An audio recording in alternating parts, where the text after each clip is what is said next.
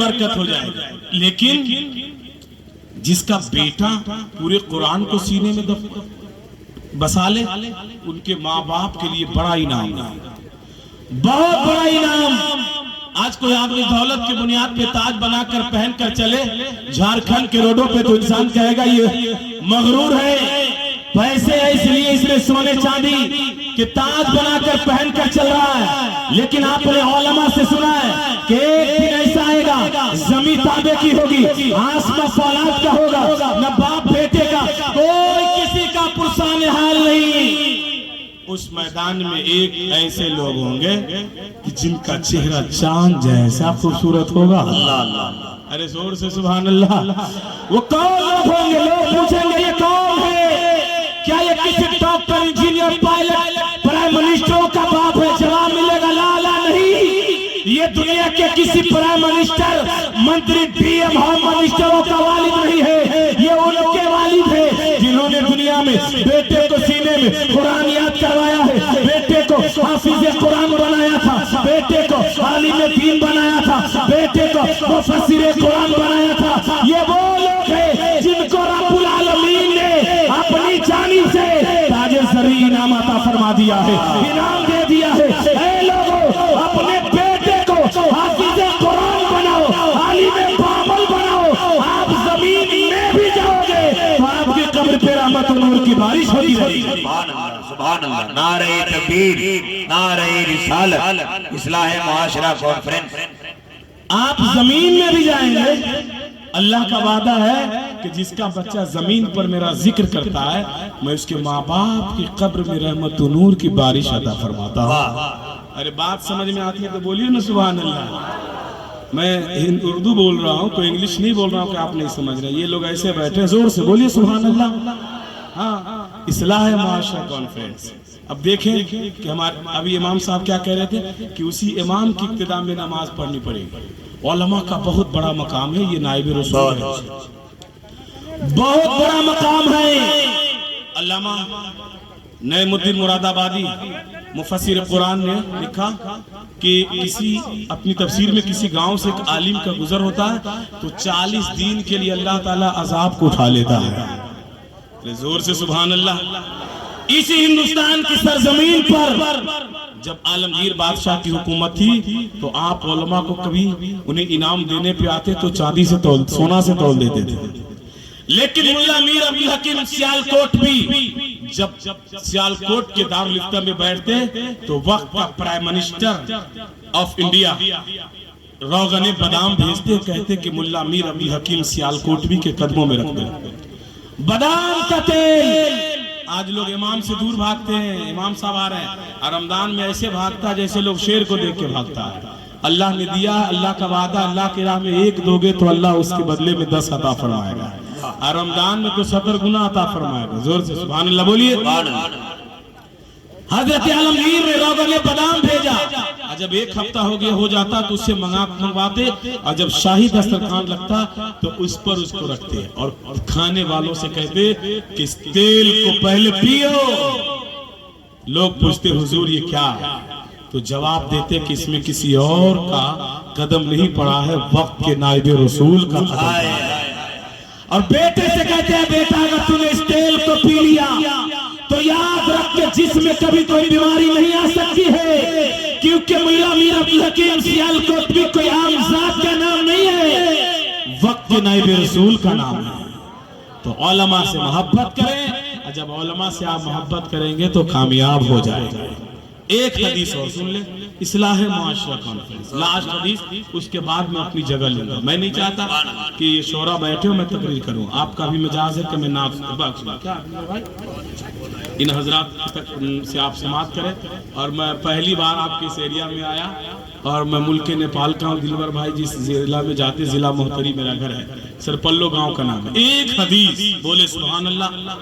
میں آپ کی آواز سننا چاہتا ہوں, زور سے سبحان اللہ. آج ہم اپنے بیٹے اور بیٹیوں کی شادی کرتے ہیں نا, اور اس میں ہم کیش ڈیمانڈ لیتے ہیں. سنا جا, ڈیمانڈ پیسے لیتے ہیں,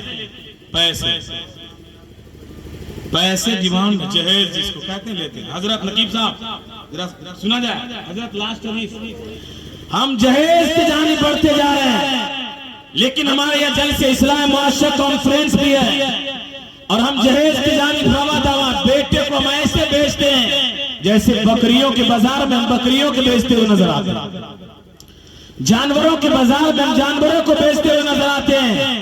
لیکن آؤ ذرا صحابہ کی زندگی کو سامنے رکھتے ہیں، کیا صحابہ نے بھی لیا؟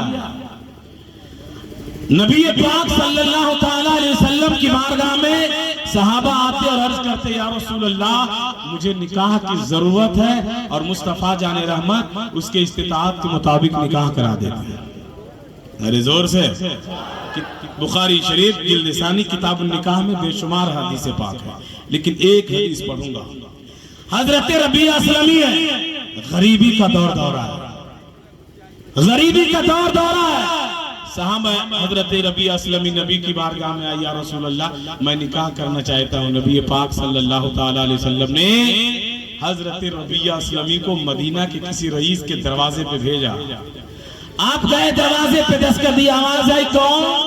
کہا میں ربیعہ اسلمی کا بات کیا؟ کہا میں شادی کا پیغام لے کر آیا آپ کی بیٹی سے۔ تو خوش ہو گئے کہ نبی نے پیغام بھیجا ہے میری بیٹی ام المؤمنین بن جائے گی۔ لیکن پوچھا کہ ایک اور ہے، کس کے لیے؟ کہا کہ مجھے سرکار نے بھیجا، میں اپنے لیے آیا ہوں۔ تو بیٹی کا باپ سوچنے لگا کہ میں امیر ہوں، ہر دور میں امیری اور غریبی کا نشہ چڑھا رہتا ہے، جو امیر ہوتا غریب کو کچھ سمجھتا نہیں۔ لیکن سنو اسلام میں اعلیٰ حضرت نے کیا کہا؟ ایک ہی صف میں کھڑے ہو گئے محمود و ایاز، نہ رہا کوئی بندہ نہ کوئی بندہ نواز، ہم سب برابر ہیں۔ رب کی بارگاہ میں سب سے بہتر وہ ہے جو زیادہ متقین، جو زیادہ تقوی شعار ہے، جو زیادہ تلاوت گزار ہے۔ لیکن حضرت ربیعہ اسلمی نے کیا کہا؟ آیا نہیں ہو، مصطفیٰ جان رحمت نے بھیج دیا ہے، بیٹی کا باپ ہے، گھر کے اندر گئے ہیں۔ لیکن وہ بیٹی آج کی بیٹیوں کی طرح نہیں تھی، جس کی آقا سوشل میڈیا پہ کبھی فیس بک پہ ہو، کبھی میسنجر پہ ہو، کبھی ایمو پہ ہو، کبھی ٹویٹر پہ گزرتا ہو۔ وہ بیٹی قرآن کریم کی تلاوت کر رہی تھی، اپنے باپ سے کہتی ہے اے میرے باپ ہم نے سب کچھ سن لیا ہے، آپ یہ نہ دیکھیں آنے والا غریب ہے، آپ یہ دیکھ لیں کہ بھیجنے والا گنبد خضرا کے مکی ہے۔ اے میرے باپ کل جب رب تبارک و تعالی میدان محشر برپا کرے گا، میری بہت سی سہیلیاں ہوگی، میں اس میدان محشر میں سب کہے گی میرے رشتہ کو حضرت صدیق اکبر نے لگایا ہے، کوئی کہے گی فاروق اعظم نے لگایا ہے، کوئی کہے گی حضرت عثمان غنی نے لگایا ہے۔ اے میرے باپ اس میدان محشر میں میں کہہ دوں گی کہ میرے رشتہ کو رسول اعظم نے لگایا ہے۔ صحابہ کا یہ ایمان اور عقیدہ تھا، کوئی دے یا نہ دے میرے رسول مجھے ضرور دے دیں گے۔ جب انہی حدیث پاک پہ بریلی کے امام کی نظر پڑتی ہے تو میرے اعلیٰ حضرت یوں بول اٹھے کون دیتا ہے؟ دینے کو منہ چاہیے، دینے والا ہے سچا ہمارا نبی۔ جب میرے پیر تاج الشریعہ جب شعر و شاعری کی دنیا میں بولتے ہیں تو یوں بولتے ہیں ارے جہاں بانی عطا کر دے، بڑی جنت ہبا کر دے، نبی مختار کل ہے جسے جو چاہے عطا کر دے۔ اب میں چاہتا ہوں کہ انہی چند جملوں کے ساتھ میں اپنی جگہ لے لوں۔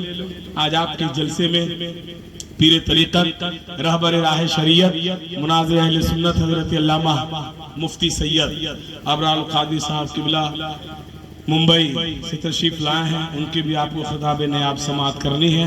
اور آل رسول کا بڑا مقام ہے، کیونکہ قرآن نے حکم دیا ان سے محبت کرو، اور میرے امام نے تو یوں کہہ دیا تیری نسل پاک میں ہے، بچہ بچہ نور کا تو ہے، عین نور تیرا سب گھرانہ نور کا۔ تو آل رسول کی آمد ہے، اور ابھی حجرے میں تھا، انہوں نے کہا میرے ساتھ کچھ تبرکات بھی ہے، سرکار کے منہ مبارک اور دیگر تبرکات جو ان کے آباء و اجداد سے نسل بعد نسل ان تک پہنچی ہے، ان کی بھی آپ زیارت کریں، کیونکہ آپ کے گاؤں میں وہ تبرکات لے کر بیٹھے۔ سبحان اللہ۔ حضرت ابوبکر صدیق رضی اللہ تعالیٰ عنہ نے نبی کی بارگاہ میں ایک عرض کیا یا رسول اللہ میں راحت میں نے قرآن پڑھنے کی آواز تو سنا، لیکن پڑھنے والا مجھے نظر نہیں آ رہا تھا۔ تو اللہ کے رسول صلی اللہ تعالیٰ علیہ وسلم نے کیا فرمایا کہ ابو بکر صدیق کیا تو نے گھر میں کسی چیز کو سجا کے رکھا ہے؟ تو حضرت ابو بکر صدیق نے فرمایا نہیں یا رسول اللہ، میں نے آپ کے بال مبارک کے ٹکڑے کو شیشی میں پیک کر کے رکھ دیا ہے۔ تو نبی نے فرمایا اسی کے ارد گرد تو فرشتے قرآن کریم کی تلاوت کر رہے تھے۔ اور حضرت ابو عبیدہ حضرت خالد بن ولید کے حوالے سے معلوم ہے کہ جنگ میں جاتے تو آپ اپنے ٹوپی میں بال مبارک منہ مبارک لگا کر جاتے اور جنگ جیت کر آ جاتے تھے۔ سبحان اللہ۔ ایک مرتبہ حضرت ابو عبیدہ مدینہ شریف میں سو رہے تھے تو خواب میں نبی پاک آ گئے بڑی تیزی کے ساتھ۔ سبحان اللہ۔ جب اس کی آپ زیارت کریں گے تو میں 2 منٹ حضرت ابو عبیدہ سو رہے تھے مدینہ شریف میں، جنگ میں خالد بن ولید ہے، تو نبی نے فرمایا اللہ کا شیر وہاں پریشان ہے اور آپ سو رہے ہیں۔ تو حضرت ابو عبیدہ نے اعلان کروایا کہ خالد بن ولید جنگ میں پریشان ہے۔ مدینہ کے لوگ جانے لگے تو حضرت خالد بن ولید کی بیوی نقام میں تھی اور وہ گھر کی تلاش لی۔ آج بڑے بڑے مکان ہیں نقیب صاحب، حضرت آج ہمارے پاس 4 کمرے 5 کمرے کا مکان ہے، لیکن حضرت شاعر انقلاب دلبر شاہی صاحب قبلہ سے پوچھیں کہ نبی پاک کا حجرہ عائشہ کتنا بڑا؟ 2012 میں گیا تو اس میں دروازہ نہیں لگا تھا، میں یوں ہی جا کے کونا میں بیٹھ گیا، لیکن ابھی 18 میں گیا تھا لاک ڈاؤن سے پہلے تو دروازہ لگا دیا۔ حضرت ابھی بھی گئے تھے تو وہ حجرہ عائشہ میں حضرت عائشہ فرماتی کہ 10 بیویاں بیک وقت اس میں ہمارا آپ کر دیں۔ چلے جائیے نا، کیوں جلسہ اٹھا رہے ہیں؟ جائیے جانے والے آپ اٹھا رہے ہیں، جائیے 5 لوگ کم ہیں۔ اصل میں یہ لوگ کسی کو لانے جاتے تو 20 آدمی سے جا رہے ہیں جلسہ میں افراد تفریق۔ اچھا بہرحال بولیے سبحان اللہ۔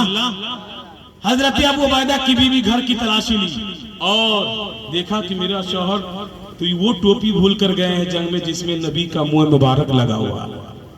اب وہ ٹوپی لی، نقاب میں تھی، گئی جیسے جنگ میں گئی آگے آگے بڑھ رہی تھی، کفار مشرکین پیچھے پیچھے بھاگ رہا تھا۔ حضرت خالد بن ولید نے دیکھا یہ نقاب میں کون ہے؟ کہا تم کون ہو؟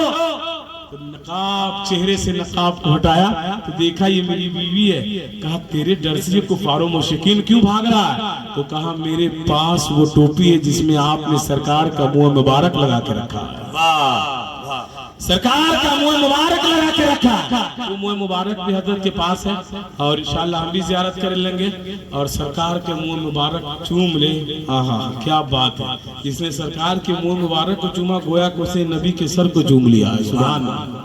تو وقت قلت دامنگیر ہے اور میں یہ نہیں چاہتا کہ زیادہ بولوں شورا حضرات کی موجودگی میں، لیکن دلبر بھائی بہت بڑے شاعر ہے ہندوستان کا۔ یہ اعلیٰ حضرت کا کلام میں قیام گاہ میں بھی کہہ رہا تھا، ایسے سجا کر پیش کرتے ہیں رضا کی تھالی میں کہ رونگٹے کھڑے ہو جاتے ہیں۔ اعلیٰ حضرت کلام، اور کلام کی بات نہیں کر رہا، پڑھتے اچھا ہے، بہت اچھا نہیں، لیکن کلام اعلیٰ حضرت اتنی پھول انرجی سے پڑھتے ہیں، میں بھی سنوں گا انشاءاللہ۔